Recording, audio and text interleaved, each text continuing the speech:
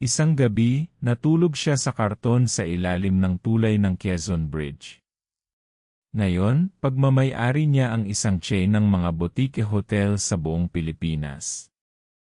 Hayaan niyong ikwento ko kung paano nagsimula ang lahat. Ang pangalan ko ay Danilo Dan Reyes. Lumaki ako sa Tondo, Maynila. Bata pa lang ako, alam ko na kung ano ang ibig sabihin ng gutom. Walang permanenteng trabaho ang tatay ko, at ang nanay ko naman ay labandera. Madalas, ang hapunan namin ay asin at kanin, o di kaya'y noodles na tig-5. 5 magkakapatid kami at ako ang panganay. Sa edad na 10 taon, nagtitinda na ako ng sampagita sa kanto ng Rekto para may maambag sa pamilya. Nakita ko ang hirap ng aking mga magulang, at doon ko naisip na ayaw kong maranasan ang ganitong buhay habang buhay. Gusto kong umasenso, hindi lang para sa sarili ko, kundi para sa buong pamilya namin. Pero paano? Minsan, habang naglalakad ako pauwi, nakita ko ang isang matandang babae na nahimatay sa kalsada. Wala siyang kasama. Dali-dali ko siyang tinulungan. Iyon ang simula ng pagbabago. At dito nagsimulang magbago ang lahat.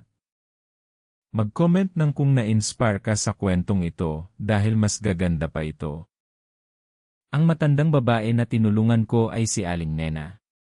Nang nagkamalay siya, nagpasalamat siya sa akin at inalok akong tulungan siya sa kanyang maliit na karinderya. Tuwang-tuwa ako.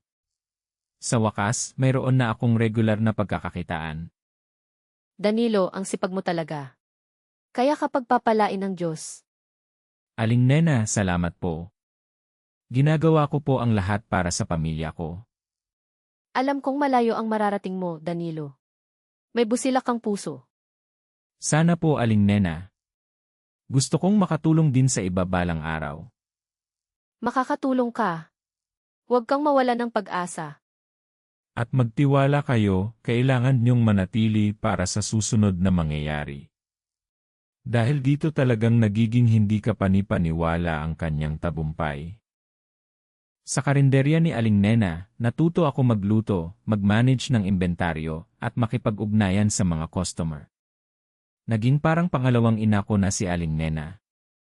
Isang araw, nagkasakit siya ng malubha. Walang ibang pwedeng magpatakbo ng karinderya. Kahit bata pa ako, inako ko ang responsibilidad. Gamit ang maliit na ipon ko, binili ko ang mga kailangan at siniguro kong tuloy-tuloy ang kita. Nagulat si Aling Nena nang gumaling siya, mas malaki pa ang kinita ko kaysa sa nakasanayan niya. Doon niya ako pinagkatiwalaan. Hindi nagtagal, binilhan niya ako ng sarili kong pwesto.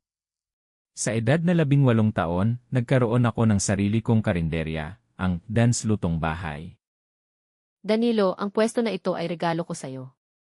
Gamitin mo ito ng buong puso. Aling Nena, maraming salamat po. Hindi ko po kayo bibigyan. Alam ko. At huwag mong kalimutan ang pinanggalingan mo. Hinding-hindi po, Aling Nena. At kapag yumaman ka, Danilo, huwag mong kalimutan ang iba. Pangako po. Hindi lang po ako ang yayaman, pati na rin po ang mga taong nakapaligid sa akin. Lumipas ang mga taon, lumago ang Dan's Lutong Bahay mula sa isang maliit na karinderya hanggang sa maging isang sikat na restaurant sa Tondo. Nag-expand ako sa iba't ibang branches, at sa bawat restaurant, sinisikap kong magbigay ng trabaho sa mga kabataan na kagaya ko dati, mga nangangarap na makalaya sa kahirapan. Nagsimula rin akong maglaan ng pondo para sa scholarship ng mga anak ng aking mga empleyado. Nakabili ako ng bahay para sa aking pamilya at naipagamot ko ang aking mga magulang. Hindi nagtagal, naging interesado ako sa hospitality business at nakapagtayo ako ng unang boutique hotel sa Manila, ang Dan's Haven. Ngayon, mayroon na kaming 5 hotel sa iba't ibang bahagi ng Pilipinas. Ang bawat hotel ay may programa para sa mga out-of-school youth at mga taong gustong matuto ng hospitality skills. Ang tagumpay ko ay hindi lang nasusukat sa yaman ko, kundi sa dami ng taong natulungan kong umasenso sa buhay. Ang kwento ni Danilo Reyes ay patunay na hindi kasalanan ang yumaman. Ang tunay na sukatan ng tagumpay ay kung paano mo ibinabahagi ang iyong yaman. Mula sa pagtitinda ng sampagita sa rekto hanggang sa pagiging may-ari ng chain ng mga hotel, ipinakita niya na ang sipag, tiyaga, at busilak na puso ay susi sa pag-abot ng pangarap. Kaya, anong aral ang natutunan mo sa kwentong ito? I-comment ang inyong mga saloobin. At kung may sarili kayong kwento ng tagumpay, ibahagi niyo sa comments. Mag-subscribe para sa bagong kwento araw-araw.